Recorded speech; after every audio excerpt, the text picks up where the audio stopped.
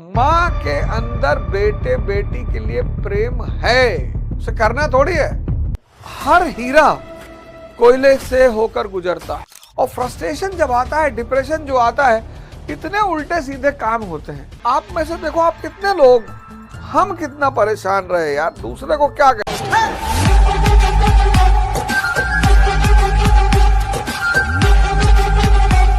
नृत्य और नर्तक एक है, नृत्य और नर्तक एक है, इनको अलग नहीं कर पाओगे। यही तो है नटराज की अवधारणा कि जो भी आनंद की स्थिति में आएगा वो नाचेगा। मीरा जी नाचती थी। आनंद को प्रकट करने का कोई और रास्ता है ही नहीं, क्योंकि पागल हंसते हैं। लोग कहते हैं भाई आदमी खुश में हंसता है, पागल भी हंसते हैं। आनंद को प्रकट करने का सिर्फ एकमात्र रास्ता है और वो है नृत्य। लड़का पैदा हुआ नाच रहे हैं, शादी हुई नाच रहे हैं, गौना गया नाच रहे हैं। आनंद प्रकट करने का एकमात्र रास्ता है नृत्य। तो ऐसा नहीं है हर हीरा कोयले से होकर गुजरता है। बहुत रोए, बहुत परेशान रहे, बहुत जूझे। कोई कहे सिगरेट पी लो कंसंट्रेशन बढ़ जाएगा, कोई कहे तंबाकू खा लो कंसंट्रेशन बढ़ जाएगा। हर अंधा दूसरे अंधे को रास्ता दिखा रहा था। और फ्रस्ट्रेशन जब आता है, डिप्रेशन जो आता है, इतने उल्टे सीधे काम होते हैं। इतने, ऐसा नहीं आप कर रहे हो, सभी हम खुद उस रास्ते से गुजरे हैं। वो तो कहो उस वक्त फोटोग्राफी नहीं थी, वीडियो रील नहीं बनती थी, तो पता नहीं कितनी रील बन जाए गई होती, तो पता नहीं कितनी रील बन जाती और क्या होता। अब शरीर की आवश्यकता ने लिव इन को पैदा किया। लिव इन प्रेम का परिणाम थोड़ी है, लेकिन नाम लोग प्रेम का देते हैं। ध्यान के नाम पर हजारों क्रियाएं पैदा हो गई। क्रियाएं कुछ हद तक सहायता करती हैं। जैसे बच्चे को हम देते हैं ना चलने के लिए वॉकर, ऐसे क्रियाएं भी कुछ हद तक आपको खींचेंगी, क्योंकि मन शुरुआत में ही अक्रिया नहीं समझ पाएगा, तो शुरुआत में थोड़ी सी क्रिया उससे करानी पड़ेगी। जीवन को बदलना है, वरना ये इंद्रियां जो है, ये मन और इंद्री, ये धृतराष्ट्र क्या, मतलब मैं सोचता हूं भारतीय संस्कृति के बारे में कि अगर हर व्यक्ति को ये सब चीजें पता चल जाएं, समझ में आ जाएं, कोई दिक्कत ही नहीं। धृतराष्ट्र यानी मन और गंधारी यानी इंद्रियां, सेंसेस। अब अगर ये दोनों अंधे रह जाएं तो इनका जो फल होगा वो दुर्योधन होगा। कितना प्यारा कॉन्सेप्ट है ये, मतलब इसका कोई तोड़ ही नहीं है। मन और इंद्रियां अगर अंधा है और सुख भ्रम है, सुख भ्रम है ही नहीं। जितनी चीजें इंद्रिय विषय संयोग का परिणाम है वो सब भ्रम है। आप बुढ़े हो जाओगे, सब खत्म हो जाएगा, तब आपको पता चलेगा कि अरे यार ये तो सब इंद्रिय विषय संयोग था। आप इसीलिए हर बुजुर्ग आदमी समझदार हो जाता है। अपवाद तो सभी जगह है, और वो उस समझदारी को दूसरे को बताना चाहता है कि मत करो बेटा, एक समय आएगा जब ये सब बहुत दिक्कत देगी तुमको, लेकिन तब तक बहुत देर हो चुकी होती है। अब देखो जितने भी धार्मिक कृत्य हैं सब इसी को लेकर है। ये करोगे तो ये हो जाएगा। 21 सोमवार शंकर जी को जल चढ़ा दोगे तो अच्छा पति मिलेगा। अब वो किसी ना किसी बहाने, उद्देश्य हालांकि अच्छा है, उद्देश्य बड़ा अच्छा है, उद्देश्य में कोई बुराई नहीं है। सत्यनारायण का पाठ है, उद्देश्य में कोई बुराई नहीं है। किसी बहाने मोहल्ले के 10 लोग आ गए हैं, पाठ हो रहा है, एक पॉजिटिविटी चल रही है, लेकिन परमात्मा की प्राप्ति इन सब क्रियाओं से नहीं होगी। वो सारी क्रियाओं के पार है। नहीं तो ये राजा महाराजा पूंजीपति ये खरीद लिए होते परमात्मा को, ये परमात्मा को खरीद लिए होते। तो आदमी के इसी सुख के कारण उसका शोषण होता है, सभी करते हैं।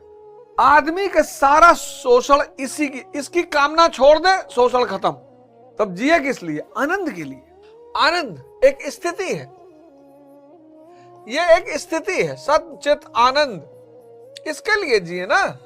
आप में से देखो, आप कितने लोग, हम कितना परेशान रहे यार, दूसरे को क्या कहें। बहुत कम अपवाद होते हैं। दुनिया में जितने भी हीरा होगा वो सब कोयला ही रहा होगा। इसलिए हम सारे लोग ये कह ही नहीं सकते, ये मतलब नियम है, ये नियम है। हीरे का निर्माण कोयले से ही होगा। तो आप कोयले की स्थिति में हैं मान लीजिए, और आप संकट में हैं, परेशान हैं, आप साधना शुरू करिए। सुबह 5 बजे मैं ध्यान करा ही रहा हूं, आइए हमारे ध्यान के सेशन में। 5 बजे सुबह ध्यान में करा रहा हूं, आप आइए। बढ़िया आपको डॉक्टर अंबेडकर की जीवनी सुनाऊंगा, किसी ना किसी की जीवनी सुनाऊंगा। अभी तो रश्मि रथी का पाठ कर रहा हूं। ध्यान, मैंने कहा कि कर्म और परिणाम दोनों एक ही है, साक्षित्व, वर्तमान। जैसे वर्तमान ही आनंद है, यही ध्यान है।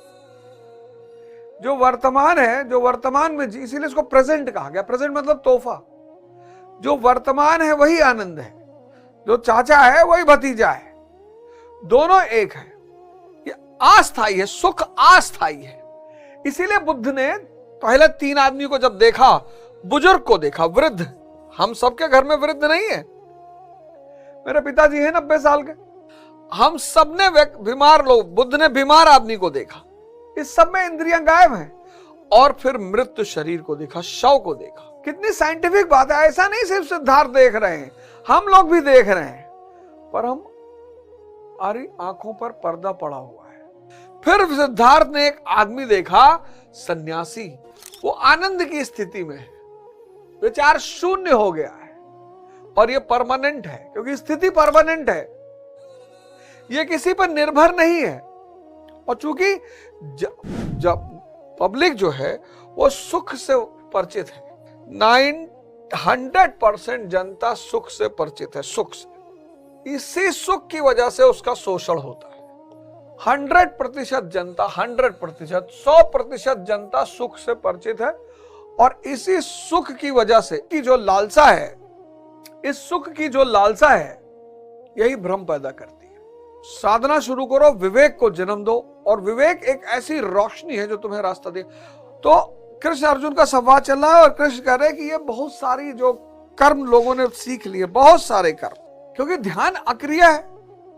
2 चीजें अक्रिय है दुनिया में, इसलिए दोनों को लेकर बड़ा बवाल है। एक ध्यान और एक प्रेम, ये दोनों अक्रिय आप किसी से कर ही नहीं सकते। मां के अंदर बेटे बेटी के लिए प्रेम है, उसे करना थोड़ी है। जब तुम किसी के पास बहुत स्वच्छ भाव से जाते हो, उसको आनंद मिलता है, यही प्रेम है। वो अंदर की भाव स्थिति होना बहुत जरूरी है। इसीलिए झूठे प्रेमियों को कहना पड़ता है, तोहफा देना पड़ता है। और जो भजन बना वो यही है कि भाव के भूखे हैं भगवान, भाव के भूखे हैं भगवान। सुदामा उसका सबसे बड़ा एग्जाम्पल है।